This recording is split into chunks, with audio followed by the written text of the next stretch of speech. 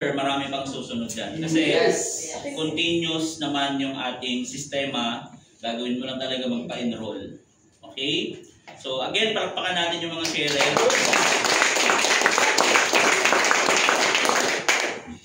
Yun, yung may bagong paying ngayon, palakpakan naman natin. Ang araw na to, sino may bagong paying?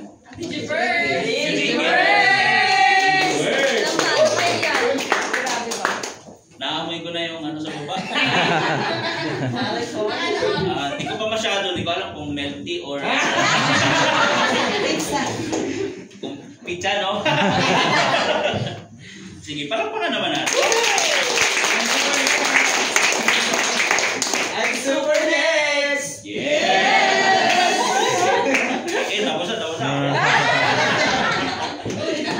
Ayun, so sino pa ba dito hindi nakakapagpa-upgrade? Para makita natin kung ano yung pwede natin gawing adjustment. Yung hindi pa nakakapagpa-upgrade. 1, 2, 3, 4, 5, 6. Tatlo. Okay. Sige. So mamaya, after ng training natin dito, lahat ata kayo hubbers, no? Nasa hub lang din naman pala kayo, no? So anyway, tawag niyan, mamaya kung makasigi tayo ng talk, tayo lang para mabigyan kayo ng idea paano yung mga adjustment na pwede nyo gawin, no? So anyway, ayan, it's nice to be back here. Grabe talaga, feeling ko nandun pa ako eh. Parang bilis ng araw, sabi nga ni Sir, ang bilis nyo ah. Pero grabe guys, siguro sa akin kasi second time po na rin naman nakapunta ng Coron, pero ibang resort yung pinag-stayhan namin. Pero this time, sobrang ganda. Kasi bakit? Una, talagang exclusive resort, no? Kasi sa isang island, nandun siya sa island na yon na exclusive lang. Okay? So hindi siya katulad nung parang public, parang Boracay, isang haba, halo-halo na lahat. Doon, exclusive lang yung resort na yon sa 2 season Coron. Okay? So, nag-airplane kami, tapos pagbaba, nag-bus, after mag-bus, nag-speedboat. Wow! Bago makarating doon sa pinaka-venue. So, island talaga siya. Napakaganda ng lugar. Kita nyo naman, di ba, sa post ko. So, sobrang ganda siya. Kasi very exclusive. Ang matindi nun, kukunti lang kami na tao doon. Yung mga guests, kunti lang. And mas madami ang foreigner kaysa Pilipino na guest.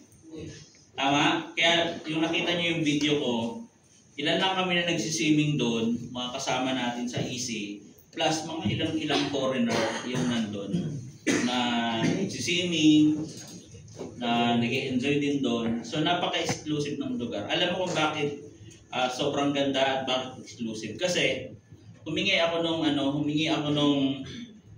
tawag niyan, kung magkano yung price. Kasi syempre travel siya ng company. No, alam niyo yung price na nakita ko doon, pinakita sa akin nung sa may front desk. Binigyan ako ng copy, brochure. Per night nung room namin mismo, yung room namin 409, nasa uphill siya. Sobrang ganda.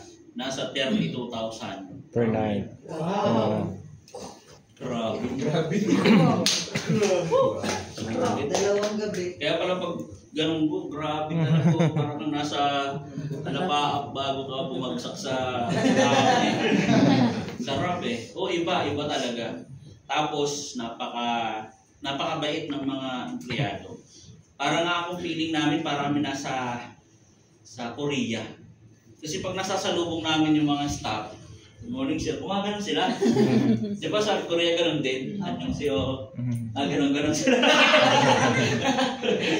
Ang babait nila, very sila, accommodating. No? So ang ganda. Then, nag-island hopping kami sa Kayangan Lake. So, yung kakapost ko lang na picture, ang dami kasing picture eh. So, yung kakapost ko lang na picture, sobrang ganda. Yung naghalo yung salt water tsaka yung ano tawag niya? Natural water, salt, tsaka yung tubig. Yung Kayangan Lake, naghalo doon. So, yun yung sobrang ganda doon. Ito, para makita nyo. Kasi konti-konti pa lang napopost ko eh. Sa dami ng ano. Tapos, ayan o.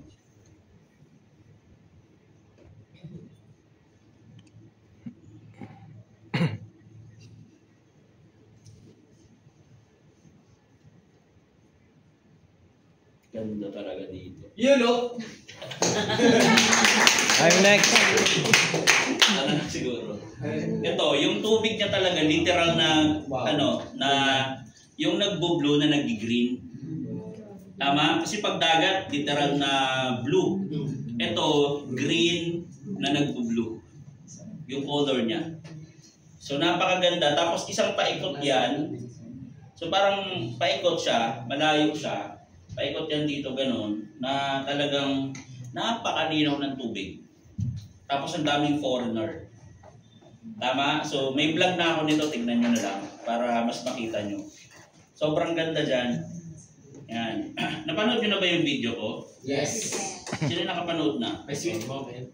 May sweet moment. Yun talaga yung tumatak sa'yo tapos ito naman, sa taas naman to,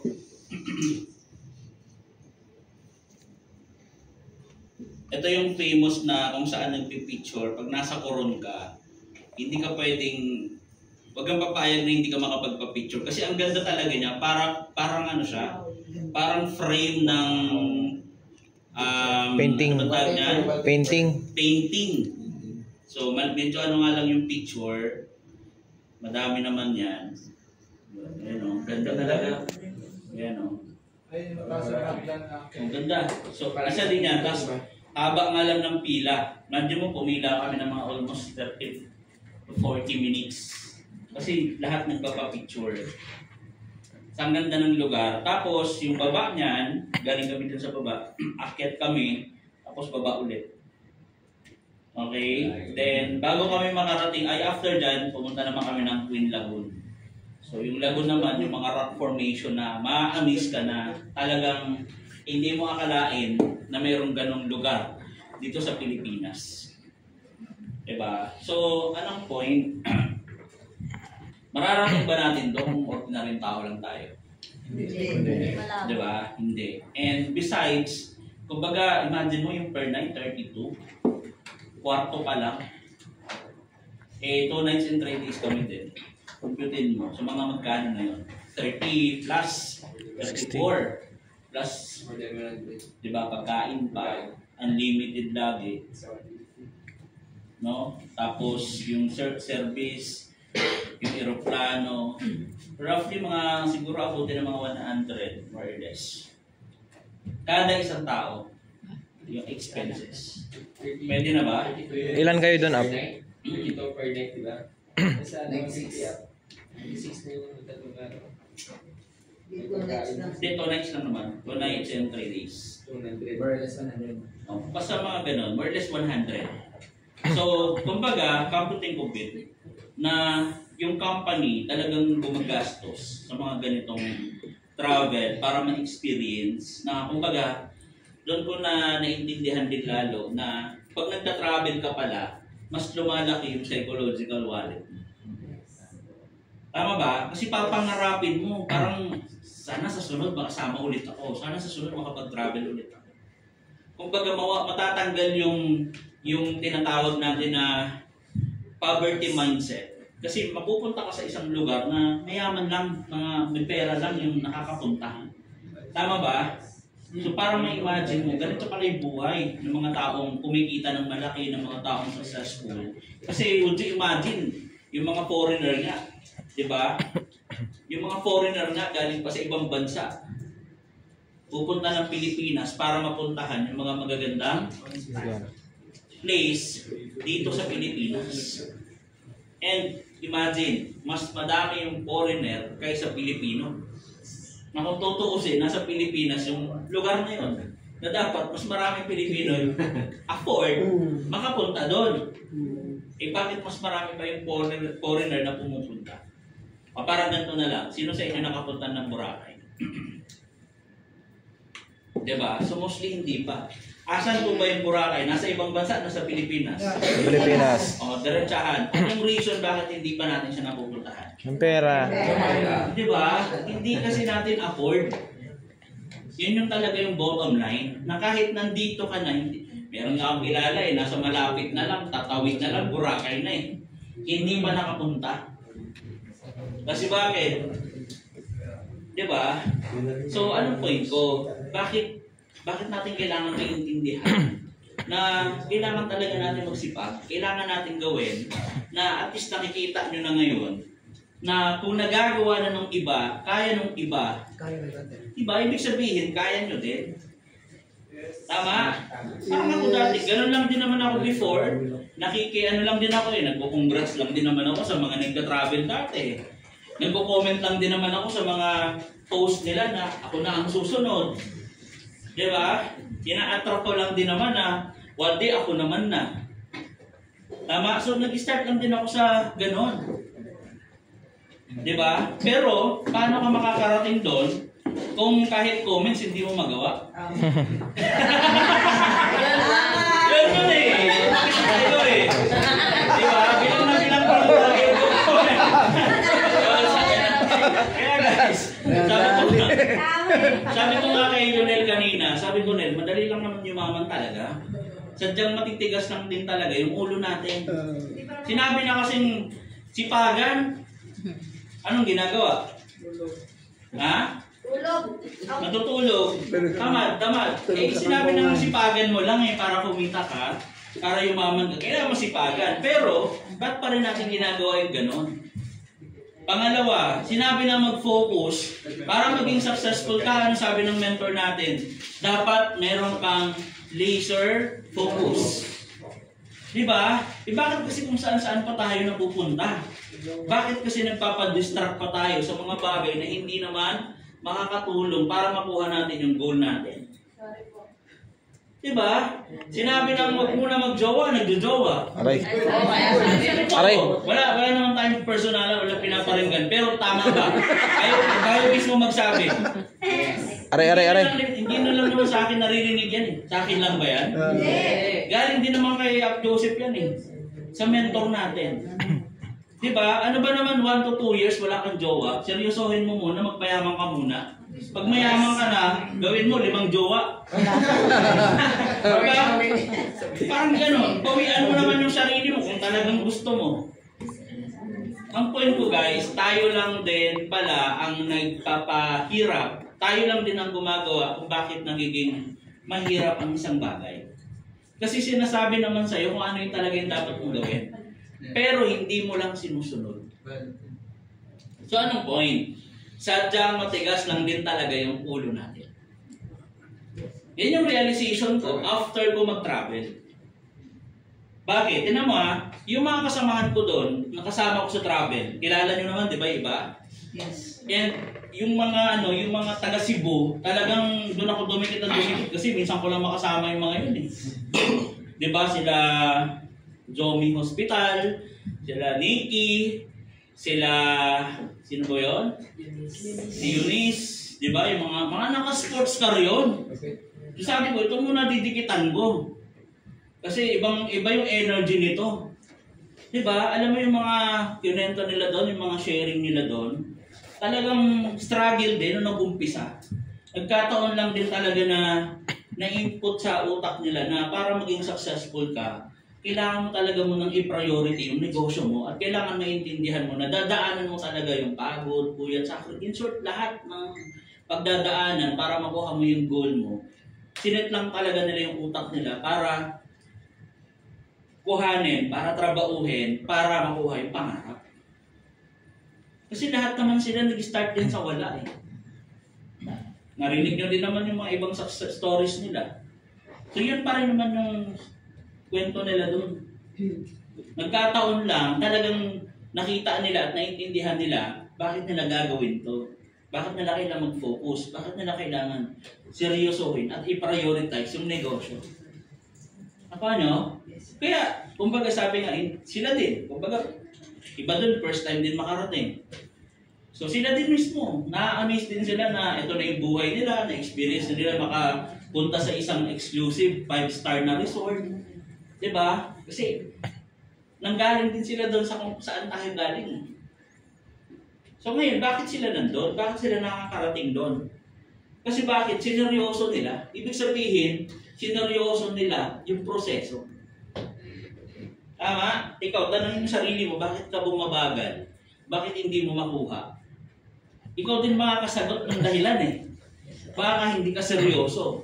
Baka hindi ka all out. Baka hindi mo talaga ginagawa yung totoong hataw. Baka kunting hataw, mas madaming pahinga. Diba? Baka hindi ka nakafocus. Ikaw din makaka-analyze kung ano yung nangyayari sa'yo. Bakit hindi mo siya makuha? Kasi sabi ko nga, ang dali lang pala din. Pag naintindihan mo, madali lang talaga. Tayo lang ang matigas ang ulo. Yun yung reality na nangyayari. Kung bakit bumabagal, bakit hindi natin nakukuha yung goal natin. Ako ano? Yes. Diba? And along the way, nung nandun kami sa beach, diba, ang sarap imagine na pati po one day, buong grupo na natin yung nandun. Yes. Diba? What if nagka-travel tayo, kasama kayo lahat?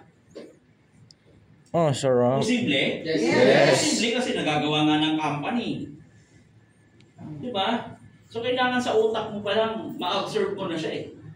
Na makakarating ka sa isang lugar na akala mo hindi mo kaya. Kasi mag-i-start talaga yan sa sarili mo.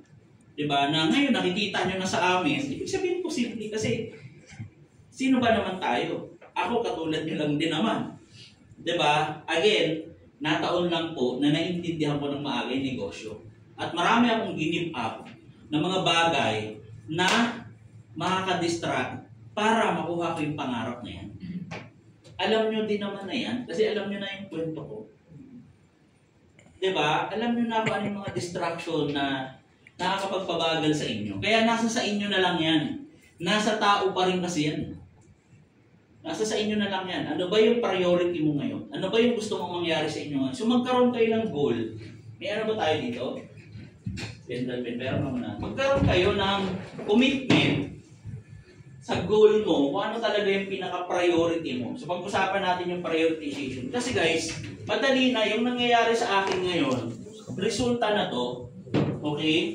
Resulta na to ng trabaho natin, resulta na to ng mga sakripisyo na ginawa natin. Okay? Dati pa. Kasi sa mga nandito naman, alam nyo naman na matagal na tayo sa company. 17 years na. Diba? So ito na yung bunga, ito na yung resulta. Kung sabi nga, ito na yung bunga ng pagtatanim natin ng ilang taon. Diba? Yung sakripisyo natin ng ilang taon natin trinabaho si business, hindi tayo natutulog, di ba? Punta doon, punta dito, kaka-network, seminar dito, seminar, latag dito, latag doon. Ito na yung resulta. Yung nakikita nyo sa akin, ito na yung resulta ng pinaghirapan natin dati pa. Di ba? So in short, dadaan mo talaga yung proseso na yan. Kaya sa lahat ng mga nandito, after nitong training na to, gusto ko ma-internalize mo, ano ba yung priority mo talaga? Kasi along the way kung gagawin mo to, kasi hindi mo naman priority, maniwala ka sa akin, hindi mo pa rin magagawa. Hindi mo pa rin makukuha. Kasi ang sabi nga, di ba, ang pangarap, kailangan talaga yan. Bibigyan mo ng oras, bibigyan mo ng effort. Ibubuhos mo muna lahat yan. Effort, oras mo, yung energy mo, yung attention mo. Di ba? Sabi ko kanina habang papunta kami dito, tayo lang din kasi ang may kagagawan talaga. Na kahit alam naman natin kung ano yung dapat, ginagawa pa rin natin yung hindi dapat. Tama? Yes. Yan. Mukhang walang ano. Sige, yaman na kung wala.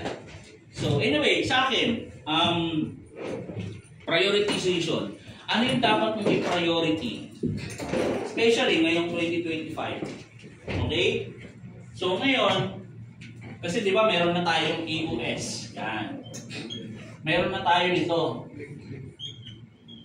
Which is, proven ba to EOS Academy? Yes. Okay, so no question na, no doubt na tayo dito. Okay? So re-remind ko lang kayo na kahit meron na tayong system, meron na tayong EOS Academy. Again, kung hindi mo pa rin ito gagawin, useless pa rin yung system. So ang point ko dito, kahit balik-balik ta rin natin, pag tamad ka talaga, wala itong magagawa sa'yo. Maniwala kayo sa akin. Tama? Kailangan nyo pa rin magsipag. Huwag nyong iasa doon sa system. Kailangan nyo pa rin magsipag, magpa-enroll. Magpapa-enroll at magpapa-enroll pa rin kayo. Kasi ako nga kahit nagta-travel, tumatakbo yung ano ko, may enrollees ako. Tumatakbo yung ads ko. Tama? Kahit nasa travel ako, sumusundot ako kasi tuloy, naiintindihan ko na kung gaano kaganda yung negosyo na ginagawa natin. Ang kagandahan lang, na ma-maximize ko siya, napapagsabay. Saan ka nakakita na namamasyal ka pero tumatakbo negosyo mo? Sige nga. Nakuha nyo? Yun yung kagandahan ng online. Yun yung kagandahan ng negosyo natin. Tama. So ngayon, mayroon tayong system. Pero this time, gusto ko maintindihan nyo, ano yung pinaka-priority nyo? This 2025. Yes. Diba? Ano ba yung pinaka-priority mo na gusto mo ngayon? Kasi baka naguguluhan, pati yung nasa taas, naguguluhan sa gusto mo eh. Kasi ang dami mong gusto. Diba? Focus ka lang muna sa isa. Gets nyo? Yes. So, alamin mo kung ano yung pinaka-priority mo. Then after that, focus ka na. Kasi alam mo na kung ano yung priority mo. Ibig sabihin, pag alam mo na priority mo, alam mo na kung saan mo ibubuhos yung oras mo, effort mo, tsaka yung energy mo. Diba? Napakadali lang. Sabi, inuulit-ulit ko nga kanina eh. Ang dali lang din pala talaga kung may intindihan mo siya. Kaya ito papaintindi ko sa inyo. Meron na tayong sistema. Pero kailangan nyo maintindihan ano talaga kung ano yung gusto mo.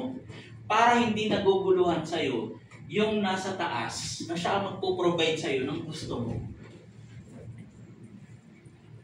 Tama? Yes. Gets nyo ba? Yes. Alamin mo, mamaya pag-uwi, mag-analyze ka sa sarili mo. Isipin mo talaga kung ano yung pinanggigigilan mo. Sabi ko nga last time, kung saan ka mas kinikilig. Diba? Saan ka ba kinikilig? Ano ba yung pinakagusto mong mangyari sa'yo? Na magpupo sa'yo, na tumatawa ka ng todo. Tama? Then, you have to focus. Doon mo na ibuhos yung oras mo, effort mo, and energy mo. Okay? Then, syempre, kailangan pa rin to. Hard work. Hindi mo pwedeng tamad. Diba? Magsisipag at magsisipag ka pa rin talaga. Okay? So dito tayo. Sabi ko nga kanina, what if? Ito rin, sinabi ko kayo kanina. Advance sa sinil, no? Magkasabay kasi kami sa sasakyan eh. So, ayun, si Vincent kasama namin yan sa travel. Anyway, tawag yan. Sabi ko kay Nel, what if kaya ngayong taon na to, itodo mo na yung sipag mo. What if ngayong taon na to, maiba naman? Diba? Focus ka na. Gawin mo na yung best, pinaka-best mo. In short, wala nang 2026. Ito na yung huling taon mo. Kaya ibuhos mo na lahat. Gawin mo na yung pinaka-best mo. Iwan ko lang kung hindi ka rumisulta. Nagigets niyo ba yung point ko? Yes. Ngayon 2025 guys, may time pa, may oras pa tayo, makakapag-adjust ka pa, makakagawa ka pa ng mga strategy mo. March pa lang naman ngayon. Diba? So we have almost 9 months para sa 2025.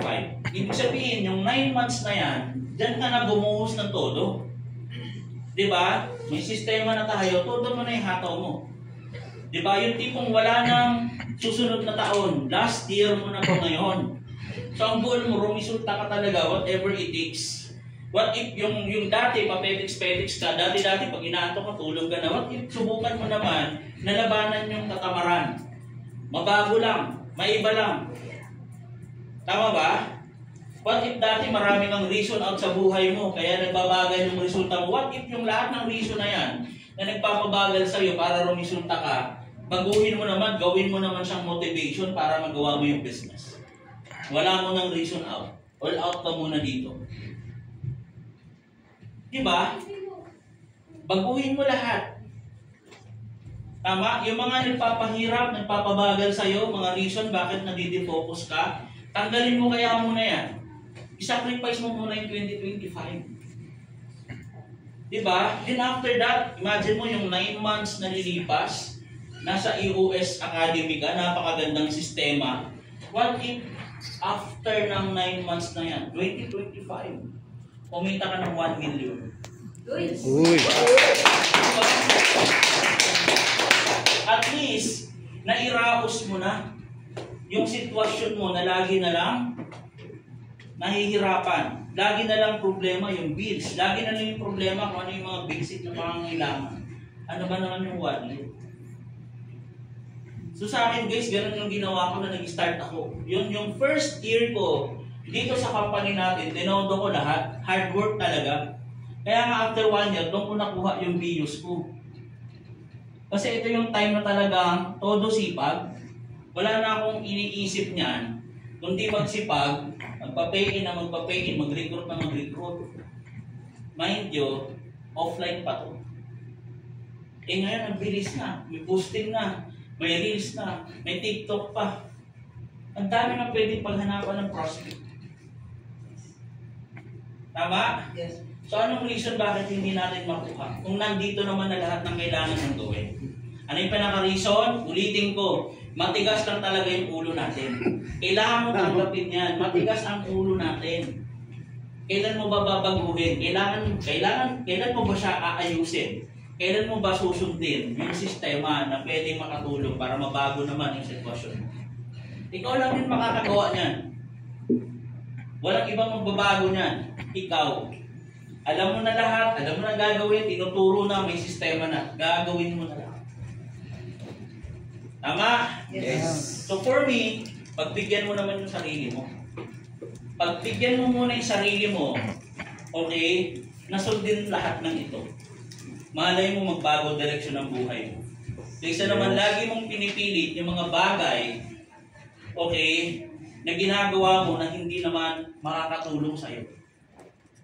Diba? At the end of the day, pag ginawa nyo to, sino naman ang kikita? Kami. Diba ikaw din naman? Diba? Ito pa matindi. Alam mo naman pala na ikaw din naman ang magbabago ang buhay, ikaw naman ang magkakaresulta, ikaw naman ang nakita, ikaw naman ang makakapag-travel. Ba't pa natin pinapahirapan? Ba't di pa natin gawin? Yes. Todo na. Diba? Nakatagal ka na nga ng 2 years, 3 years, 4 years. Bakit hindi mo magawa yung 9 months na all out?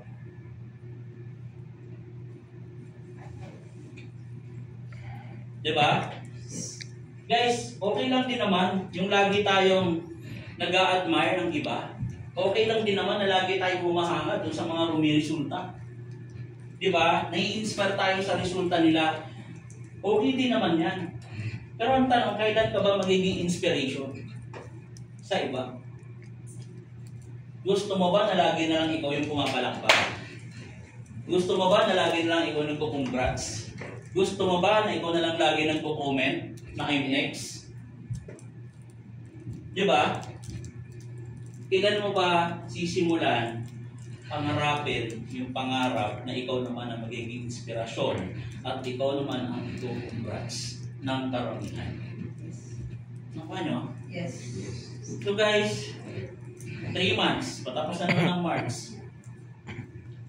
3 months na ang nawala. Kailan mo sisimulan? Kailan mo puputulin yung mga bagay na nagpapahirap sa'yo?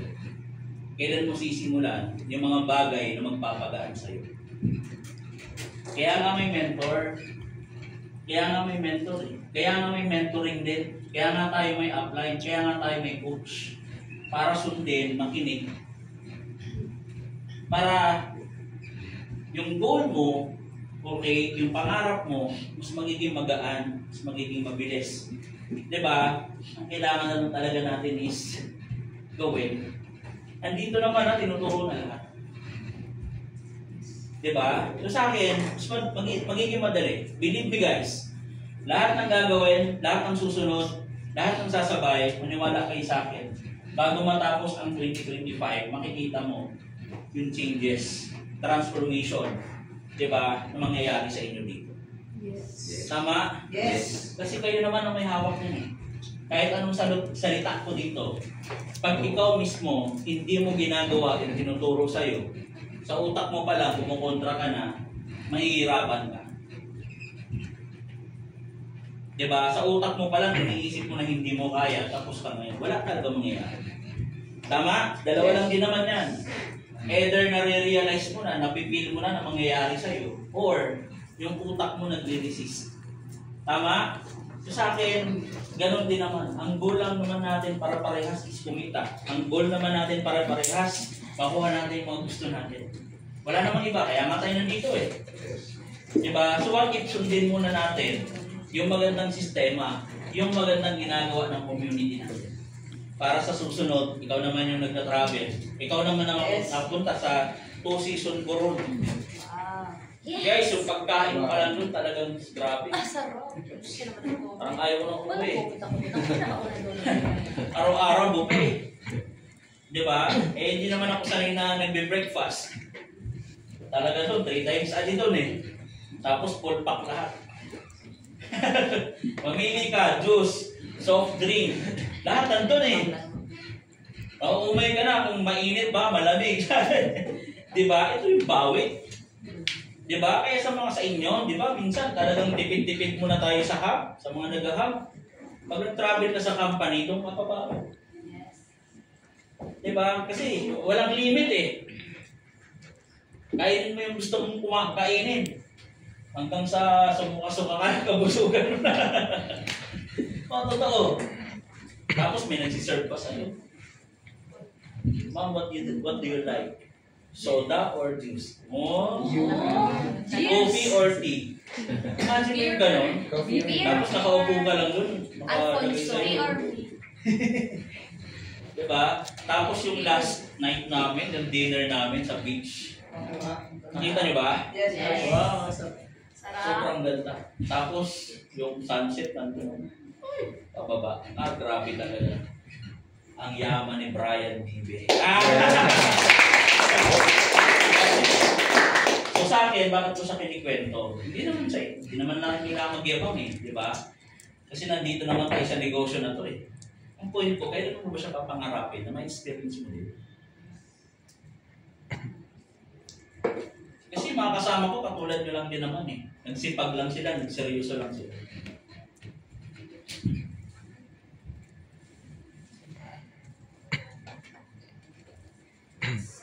Imagine, di ba? Yes.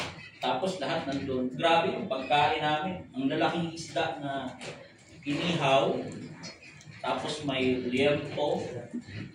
Tapos yung kare-kare na may lechon kawali with bagoong. Tapos may Bicol Express. May yung yung squid na may harina. Calamares. Calamares. Ang lalaki pa naman. Oh, tara, kain na tayo. Grabe. Tapos unlimited. Ang daming pagkain sa totoo lang. Ang daming tira ng pagkain. Kasi lang kami doon, 22. Pero yung nakaano doon is 27. Pero 22. Kaya ang daming exist na pagkain.